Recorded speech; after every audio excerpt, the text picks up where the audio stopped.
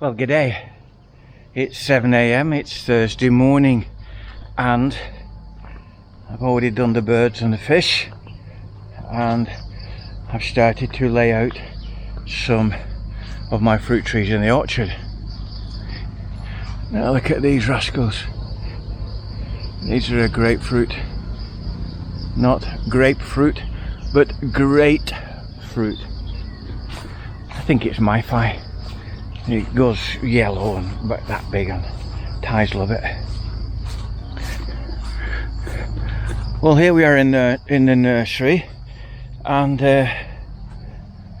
my grapes are not going out today, and there's a couple of plants here, and the blueberry is not going out today. So there's about 5 or 6. Nothing at all showing from the raspberry cane, so I suspect that's dead. And one of my original vines, which all my grapevines died, so this was effectively a throwaway vine, and I put it here around the back of the workshop in the shade just to see. And this is a table grape, a white table grape. So what I'm going to do this year is I'm going to trim that back and build a frame for it to grow on, because it seems to be thriving here, although something is eating the leaves like there's no tomorrow. I've got an organic spray that I will spray them all with a little later. Now then, it's raining most nights and it's humid during the day, which is absolutely knockout growing weather. The only problem is the grass grows like grass. And these are mango flowers on this tree. This is, a lot of the mangoes flower once a year. This one fruits 3 times a year. And they're on the ground. Mimosa pudica, and my word, it's warm, it's humid. It's like being in a big sauna. My blackcurrant again is being eaten. I'm going to trim that grass back this morning and spray it with the organic spray. Other than being eaten, it seems to be doing okay. I've got this sunshade here. The sun rises over there, goes round that way and sets over there, so it gets early morning sun and a little bit of the afternoon sun, but our hot sun is too much for it. So we come down to what I'm making as the orchard section. I mean, all this section is the orchard, because this is all fruit trees, and it is by far my favourite part of the garden. So this first one here is I think that's a peach,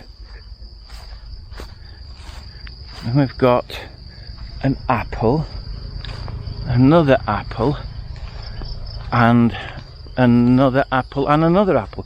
So I've got 4 apple trees down here, different varieties. And this is an apricot,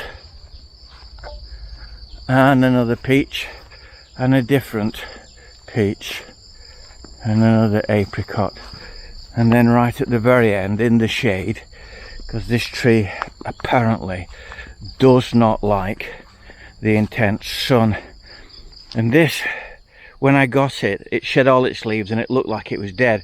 So I put it in the nursery, I potted it up, gave it a good feed, and look at these beauties now. So that's going to get planted here, and that is the kiwi fruit. Now I've got another 4 or 5. Now research tells me that the Sauvignon Blanc grapes that I've got require intense sun, 8 to 12 hours a day. So it's distinctly possible that they're going to go on the top, but I need to build climbing frames for them. So they're going to go up here somewhere.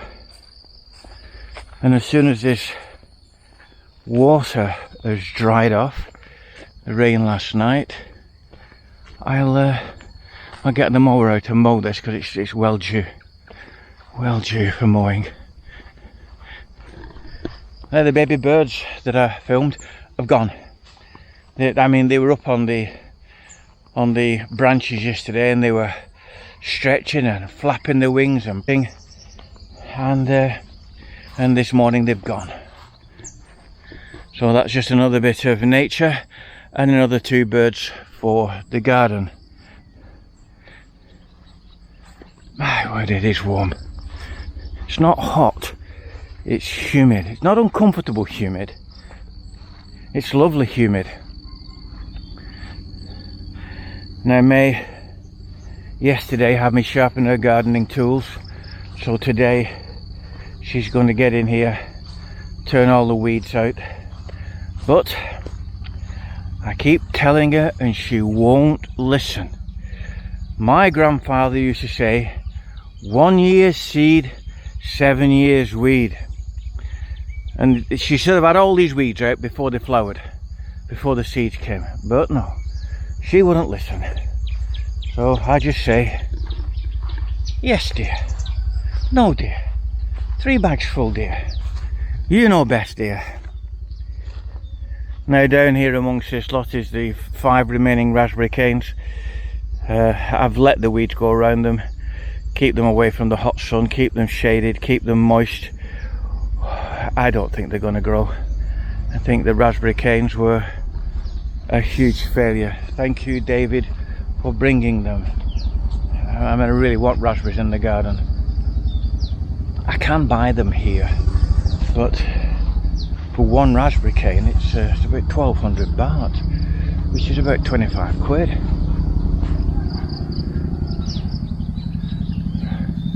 So we'll just have to see. Might bite the bullet and buy a couple. Now, how's everything else going on in the garden? Well, the bunches of bananas are doing well. One's that heavy it's pulling the banana tree over. Is it a tree? Is it a bush? I think it's a plant. But you can see here how it's... Get that bunch. My God, that must be probably 50 pounds. And another big bunch up there.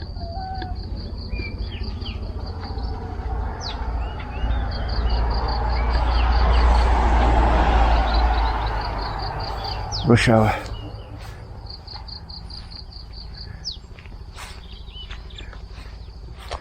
Mangoes are doing nicely. I've got more mangoes in you can shake a shitty stick at. But they're all different varieties. So, but this 1 mango here, but this side 1, 2, 3, 4, 5, 6, 7, 8, 9, 10, 11, 12. That had 16 flowers.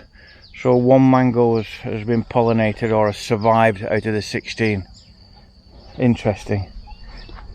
Nature, eh? And look at these rascals. All these flowers that the bees are buzzing around. These are all Asian olives.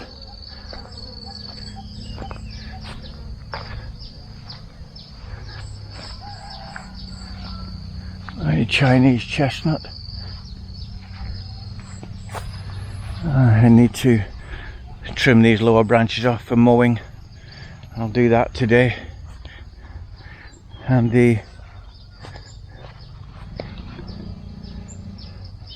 some little last of the mulberries. I haven't seen any birds take them, but I'm sure they are, which is why I planted them. Now here, the birds have been at this mango, and not half been having a good time at that. So we'll put this on the bird table.